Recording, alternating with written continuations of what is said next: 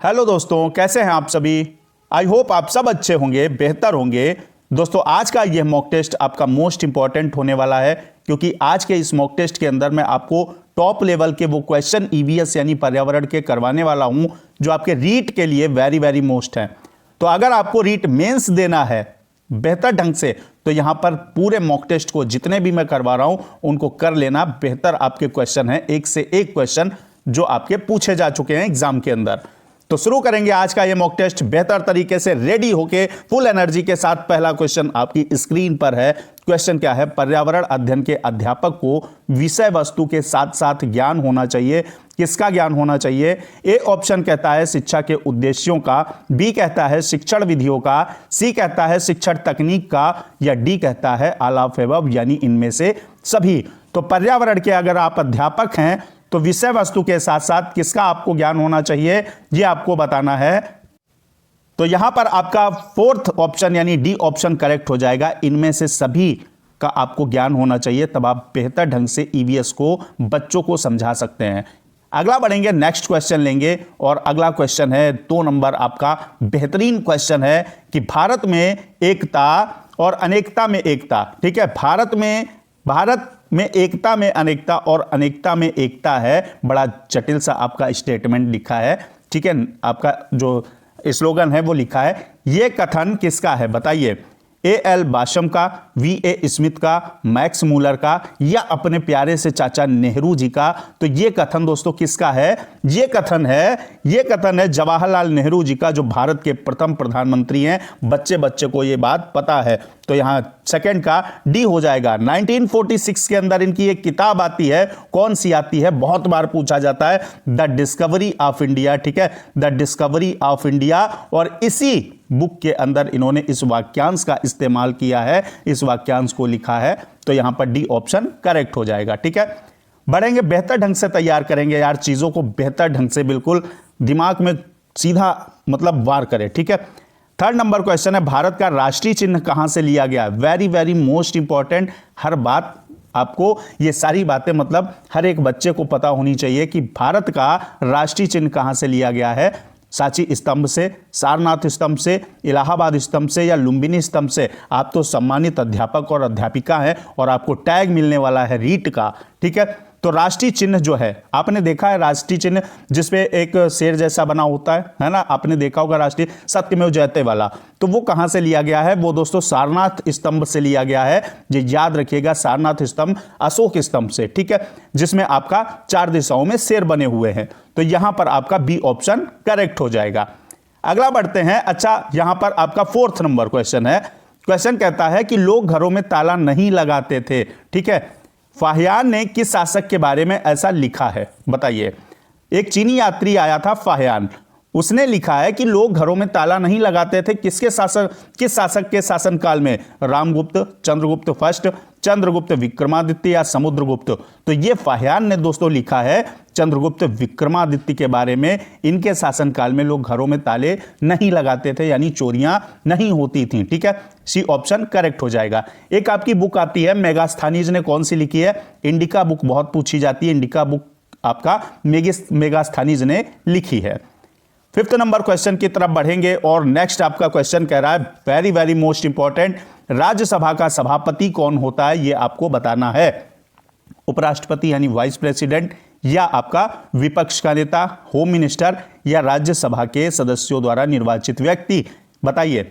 तो राज्यसभा की अगर बात करें दोस्तों, ये अपर हाउस है। लोअर हाउस आपका क्या होता है? लोकसभा होती है। ये भी आपको याद रखना है। तो यहां आपका बात करेंगे राज्यसभा के अंदर जलवा किसका होता है? वाइस प्रेसिडेंट मिस्टर, यानी अगर करंट में बात करें तो जगदीप धनखड़ साहब हैं। तो यहां उपराष्ट्रपति हो जाएगा। ये एक्स ऑफिसियो होता है, पदेन सभापति होता है। ठीक है, ये आपको याद रखना है। 250 सीट्स हैं आपकी राज्यसभा के अंदर। 12 सीट, कई बार क्वेश्चन पूछा गया कि राष्ट्रपति कितने सदस्य जो मेंबर्स हैं उनको नॉमिनेट कर सकता है। तो आपके 12 मेंबर को नॉमिनेट कर सकता है, जो अलग अलग फील्ड से होते हैं। इनको नॉमिनेट यानी नामांकित कर सकता है, मनोनीत कर सकता है। ठीक है, ये आपका ऑप्शन सही हो जाएगा। बढ़ेंगे नेक्स्ट क्वेश्चन की तरफ। ये लीजिए, राजस्थान से बेहतरीन क्वेश्चन। संत जाम्भोजी का जन्म कहां हुआ था? टोंक में, गागरोन में, जैतारण में, या नागौर में? बताइए फटाफट। अगर आप राजस्थान से बिलोंग करते हैं तो आपको पता होना चाहिए ये आपके कहां हुआ था, आपका नागौर के अंतर्गत हुआ था इनका जन्म। ठीक है, ये आपको याद रखना है। अगला बढ़ेंगे और अगला आपका है 7 नंबर क्वेश्चन। ये भी आपका राजस्थान से रिलेटेड बेस्ट क्वेश्चन। संत दादू की मृत्यु किस स्थल पर हुई थी? सांभर में हुई थी, आम्बेर, नारायणा या पुष्कर? तो अगर पुष्कर की दोस्तों बात करते हैं तो एकमात्र आपका अगर ब्रह्मा जी का मंदिर है, ठीक है, ब्रह्मा जी का मंदिर है तो कहां है? पुष्कर में है, राजस्थान के पुष्कर में। ठीक है, अगर बात करते हैं संत दादू की मृत्यु की तो यह नारायणा में हुई थी। इसको नरैना भी कहीं कहीं लिख देते हैं। कैसे? इस तरीके से नरैना भी लिख देते हैं। फिलहाल नारायणा आपके क्वेश्चन में यानी पेपर में क्वेश्चन आ चुका है तो इसलिए वहां पर नारायणा ही लिखा था, इसलिए मैंने नारायणा लिखा है, बाकी नरैना भी लिखते हैं। अगला है आपका क्वेश्चन, महात्मा गांधी ने अपनी आत्मकथा किस भाषा में लिखी है? इनकी आत्मकथा पता है कौन सी है? सत्य के प्रयोग। ठीक है, सत्य के प्रयोग, ये इनकी आत्मकथा है। और किस भाषा में लिखी है बताइए? क्या हिंदी में, मराठी में, गुजराती में, अंग्रेजी में? तो गांधी जी कहां के थे? गुजरात के थे भाई। इनका जन्म कब हुआ था आपको बताना है, कमेंट बॉक्स में बताइएगा। ठीक है भाई, 2 अक्टूबर सन बताइए। अच्छा, यहां पर देखते हैं, बिना गूगल किए हुए बताइएगा। यहां पर महात्मा गांधी भाई गुजराती थे, पोरबंदर में जन्म हुआ तो ये गुजराती थे, इसलिए गुजराती भाषा में लिखेंगे ना तो यहां पर सी ऑप्शन आपका क्या हो जाएगा? करेक्ट हो जाएगा। अगला बढ़ते हैं और अगला आपका क्वेश्चन है, विश्व में सर्वाधिक लवणता वाला सागर कौन सा है? साल्टी आपका कौन सा सागर है?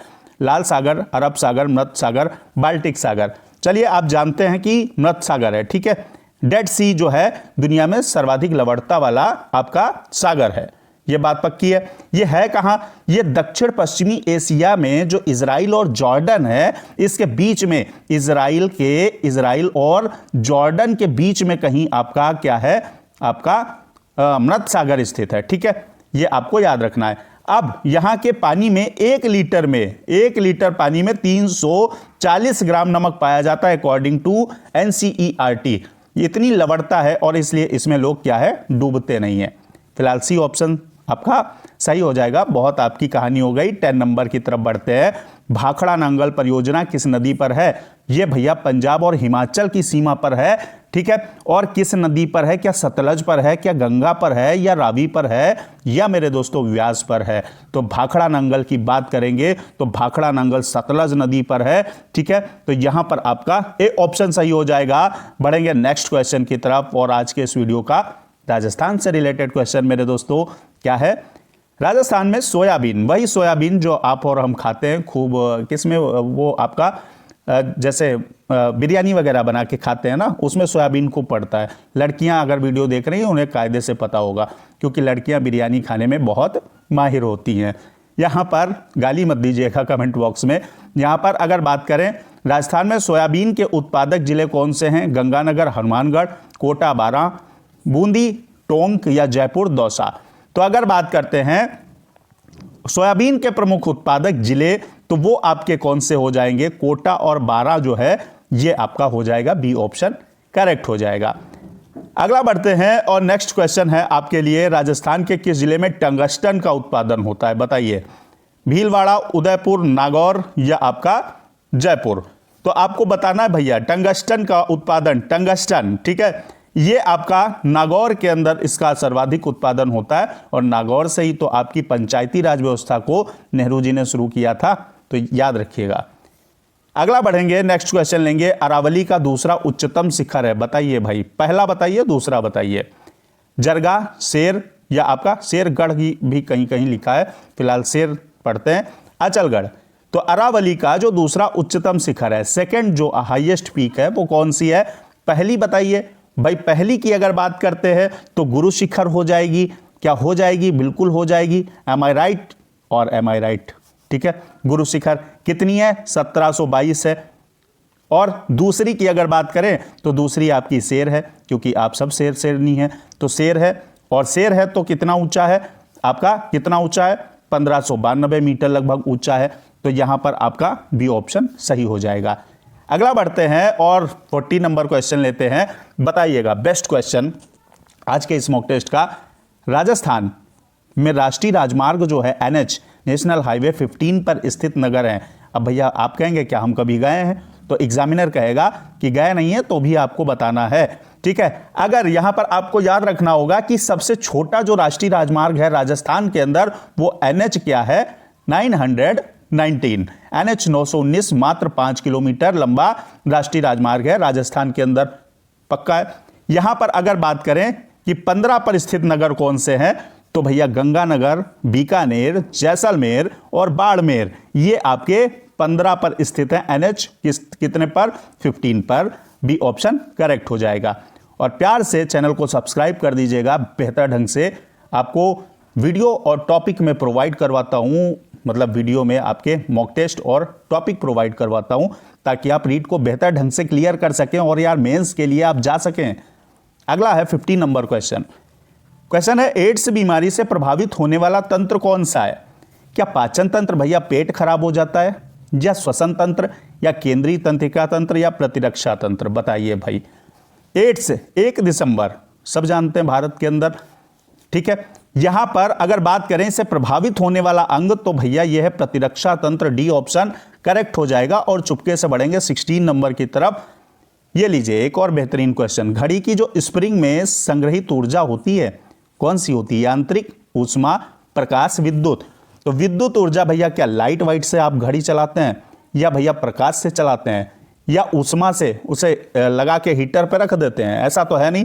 कौन सी ऊर्जा संग्रहित है? यांत्रिक ऊर्जा। यहां पर मेरे प्यारों यांत्रिक ऊर्जा संग्रहित होती है, ये ऑप्शन सही हो जाएगा। इससे भी बेस्ट आपका क्वेश्चन एक बनना है, क्या बता दूं? सुनिए, आपका डायनमो एक ऐसा यंत्र है, ठीक है, आपका डायनमो एक ऐसा यंत्र है जो कि कम से कम मेरे ख्याल से 1000 बार तो एग्जाम में अलग अलग तरीके से आया होगा। ये यांत्रिक ऊर्जा को दोस्तों किसमें चेंज कर देता है? विद्युत ऊर्जा में चेंज कर देता है, यानी कन्वर्ट करता है। तो ये भी आपको याद रखना है। तो ये आपका बेस्ट क्वेश्चन, फिलहाल ए ऑप्शन सही है। बढ़ेंगे मेरे प्यारों अगले आपके 17 नंबर क्वेश्चन की तरफ। क्वेश्चन है छोटी माता एवं रेबीज रोग का कारण होता है क्या? वायरस होता है, प्रोटोजोआ, बैक्टीरिया या निमेटोड? तो अगर प्रोटोजोआ की बात करते हैं तो प्रोटोजोआ से मलेरिया होता है। कभी मलेरिया हो जाए तो समझ लेना ये प्रोटोजोआ नालायक है आपका, जो जिसने आपको मलेरिया किया है। पेचिस अगर आ जाए, ठीक है, जो कि नहीं आएगी किसी को, ठीक है।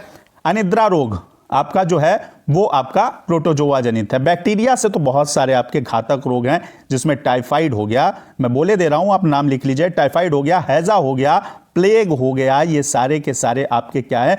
तपेदिक हो गया, ठीक है, तपेदिक भाई लिखना पड़ता है, तपेदिक हो गया, और न्यूमोनिया हो गया। ये सब बैक्टीरिया से होने वाले रोग हैं। और छोटी माता और रेबीज रोग जो है वो वायरस से होने वाला है। ए ऑप्शन आपका थम्स अप करेंगे। बढ़ेंगे नेक्स्ट क्वेश्चन की तरफ। और यहाँ 18 नंबर क्वेश्चन आपकी स्क्रीन पर है। राजस्थान के किस जिले में पेट्रोलियम निकाला जाता है? बारां, भरतपुर, जोधपुर, बाड़मेर। तो अगर बात करते हैं राजस्थान के किस जिले से पेट्रोलियम मिलता है, तो वो जिला कौन सा हो जाएगा? वो बाड़मेर हो जाएगा। आपका डी ऑप्शन करेक्ट हो जाएगा। अगला 19 नंबर क्वेश्चन है। भाई बताओ, बंदर, शेर, चूहे, अब भाई इनके घर कौन से हैं? तो ये तो सबको पता, बंदर घोंसला बना के कब से रहने लगा, गुफा में कब से रहने लगा भैया।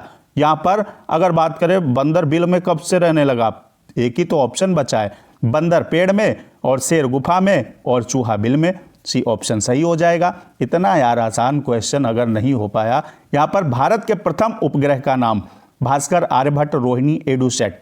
एडुसेट की बात करें तो भारत का ऐसा सैटेलाइट जो एजुकेशन के पर्पज से स्थापित किया गया, ठीक है। ये आपका कब? 2004 के अंदर, 2004, ठीक है। अगर भारत का पहला उपग्रह तो 1975 के अंदर आर्यभट्ट नाम का उपग्रह लॉन्च किया गया, आर्टिफिशियल सैटेलाइट, ठीक है। ये आपका बी ऑप्शन करेक्ट हो जाएगा। तो आज के इस वीडियो में दोस्तों फिलहाल इतना ही। 20 मोस्ट इंपॉर्टेंट क्वेश्चंस का मॉक टेस्ट मैंने करवा दिया है। मिलते हैं नेक्स्ट वीडियो में बेस्ट क्वेश्चन के साथ। जय हिंद, वंदे मातरम।